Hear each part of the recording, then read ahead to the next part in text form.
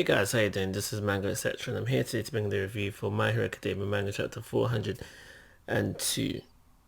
So, even though I thought it was over, the fight between All Might and All for One, they seem to really just be stretching, just reaching, just making this fight drag on for as long as humanly.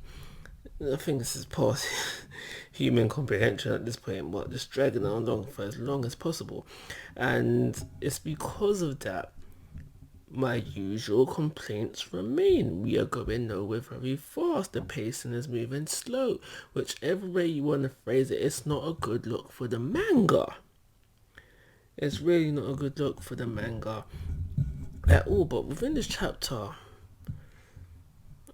I want to say we learned something. I'm not sure. Like I said, pacing just throwing me off completely. But I'm not sure, like, if this was something that was alluded to in the past or whatever. But we now know what. Well, I say we now know, but what All for One was trying to do, which was to get to Shigaraki and power him up. Do I think this is gonna come? Do I think this is gonna actually happen? No, I don't think so. We saw Shiggy himself, like saying, but out of it, kind of like lead this to me kind of thing. But although All for One is saying you're just gonna take matters into his own hands and forcibly give Shigaraki the power up, I feel like this is why this fight between All Might and Thing happened in the first place, to prevent that from happening. And now, granted, All Might within the last chapter got pretty much the majority of his suit blown up or just destroyed, or whatever you want to call it. But I think there's still something on the glove. And I think, if I remember correctly, at the end of the chapter, there was an explosion, which I think pretty much came from the glove.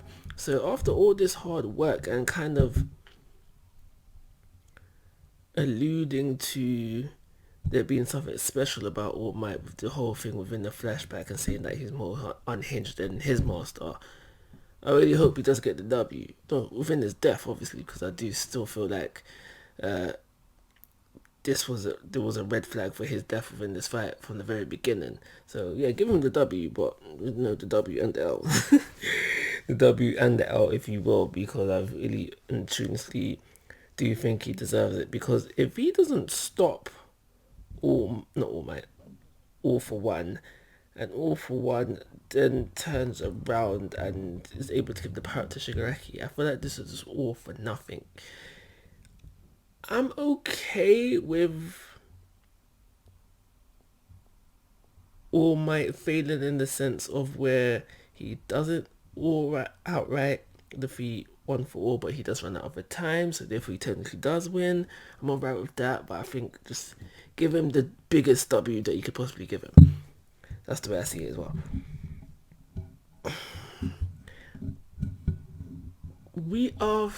So basically during this fight, we have been sprinkled with little bits more information about All Might's backstory.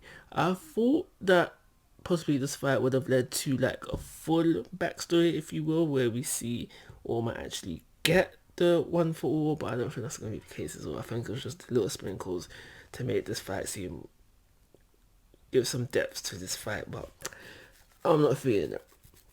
And plus, for this chapter was the fact that we've seen Deku after God knows how many chapters, but you technically just see him. He didn't do much within this chapter except for scream out for All Might. And we can see that he's still holding Shigaraki at bay, so whatever. But yeah, that's pretty much everything I've got to say about this chapter. Just staying on the 2 train, if you will, so that'll be a 2-star rating. We're just still not going anywhere. It's just dragging. So yeah, of course, guys, I'm asking for your thoughts and opinions. If you haven't already, please subscribe to my YouTube channel. But most importantly, take care. Have a nice day.